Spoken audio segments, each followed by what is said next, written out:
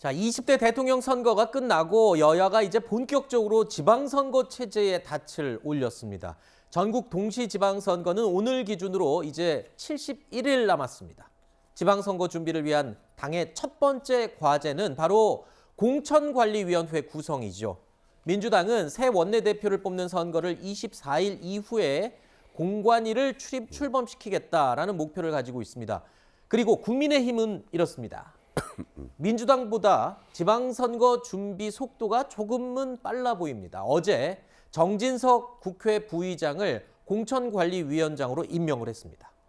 자, 새 정부가 들어서고 처음 치러지는 전국 단위 선거인 만큼 양당 모두 승리의 각오를 다지고 있습니다. 민주당은 국민께 약속한 정치개혁을 하나씩 실행에 옮기겠습니다. 당장 6월 지방선거를 정치개혁의 첫걸음으로 삼겠습니다. 풀뿌리 민주주의를 정착시켜 다양한 국민 목소리가 지방의회에 온전히 반영될 수 있도록 하겠습니다. 지금 여소야대 상황 속에서 윤석열 정부의 초기에 흔들림 없는 정책 추진을 위해서 지방선거의 압도적인 승리가 어느 때보다 필요한 상황입니다. 정부와의 연계성을 높이고 대통령 공약들을 성공적으로 수행할 수 있다는 그런 믿음을 국민들에게 주는 것이 아마 유일하고도 가장 정확한 방법일 것입니다.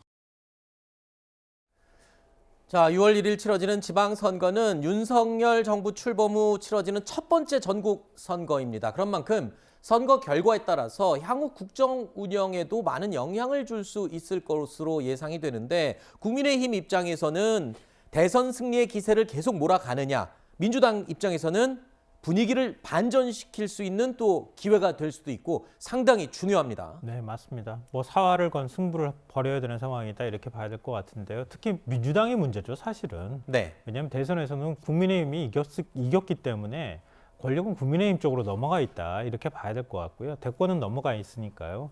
결국 민주당이 앞으로 어떻게 다시 기사회생하느냐 이 부분이 달려 있는 거죠. 근데 예를 들어서 지방선거까지 특히 이제 경기도에서는 그나마 이재명 후보가 과반 득표를 했거든요. 그래서 윤석열 당선인보다 5%포인트 정도 높은 득표를 했기 때문에 경기도에서 굉장히 좀 기대를 걸 만한 상황이 된 겁니다. 근데 만약에 경기도지사마저 민주당이 진다고 하면은 아마 지금 정도의 혼란이 아니라 훨씬 더 큰 혼란에 휩싸일 가능성이 있다. 네. 아무리 의회에서 172석을 갖고 있다 하더라도 결국 전국 주도권은 국민의힘 쪽으로 넘어가고 윤석열 당시 이제 그러면 결국 선거 때는 대통령이니까요. 그 당시에 윤석열 대통령 쪽으로 넘어갈 수밖에 없는 상황이다 이렇게 봐야 될 것 같고요. 네. 근데 만약에 민주당이 의미 있는 승리를 거두게 된다 그러면 지금 그러지 않아도 윤석열 당선인의 국정 지지도가 그렇게 높은 편은 아니란 말이에요. 이전 정부하고 비교했을 때. 그리고 또 0.73%밖에 표 차이가 나지 않은 상태에서 대통령이 당선이 됐기 때문에 국정 운영을 하는 데 있어서 국정 동력이 후뚝 떨어지는 현상이 나올 수도 있어요. 네.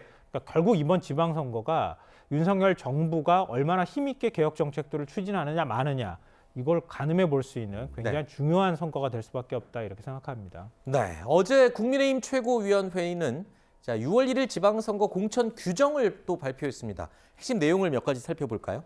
자, 현역 의원의 경우에는 10%를 감점합니다.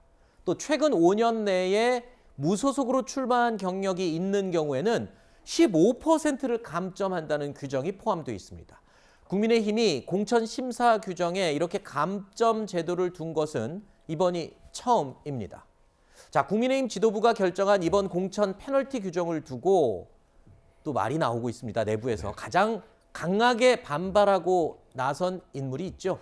저 두 개 다 걸리는 분이 한 분 계십니다. 네, 네, 홍준표 의원이죠. 그렇죠. 홍준표 의원은 지금 뭐 현역 의원이시고 그리고 무소속으로 출마해서 당선됐다가 복당을 하신 경력이 있기 때문에 최대 25% 감점 페널티가 적용이 되는데 홍준표 의원은 이에 대해서 굉장히 강력하게 지금 반발하고 있습니다. 네. 파렴치한 행동이다 이런 취지로 얘기를 하고 있는데요.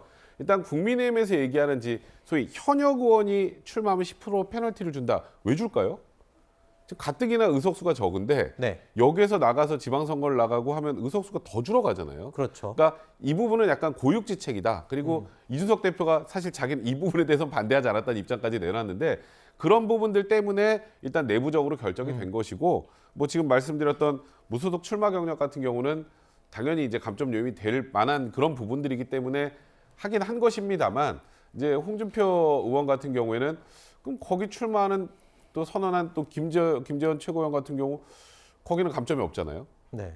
이거는 뭔가 나를 어떻게 보면 배제하기 위한 것 아니냐 네. 이런 취지로 좀 굉장히 강력하게 하지만 뭐 비난하고 이준석 있는 겁니다. 대표가 국민의힘 대표로 이 들어오고 나서부터 심지어 대변인 뽑을 때도 그럼요. 이 토론 경쟁을 하고 여러 가지 새로운 제도가 도입되지 않았습니까? 이번에도 공천에도 그런 그 맥락상에서 네. 좀 변화가 아닌가 이런 생각도 드는데 분명히 손해 보는 사람, 좀 불만이 있는 사람들은 있기 마련이겠죠.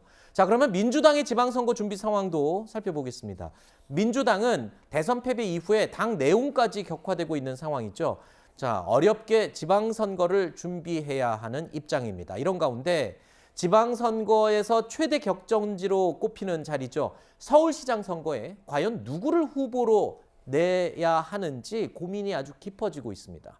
서울시장 후보군에는 박주민 의원, 추미애 전 장관, 임종석 전 비서실장 이렇게 거론되고 있는 상황인데 하지만 서울시장 출마 가능성이 높은 오세훈 현 서울시장, 자, 오 시장과 맞붙을 만한 인물이 보이지 않다는 평가가 지배적입니다. 그러면서 당내 일각에서는 심지어는 송영길 전 대표 차출도 설도 나왔다라고 알려져 있습니다.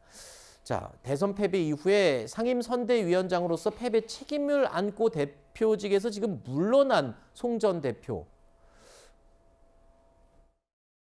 저희는 투표로 보여주신 국민의 선택을 존중하고 결과를 겸허히 받아들입니다. 당 대표로서 대통령 선거의 패배의 책임을 지고 직을 사퇴하고자 합니다. 당 대표로서 승리로 보답하지 못해 너무나 죄송합니다. 저는 앞으로 몸과 마음을 추스르고 반구 재기의 시간을 갖도록 하겠습니다.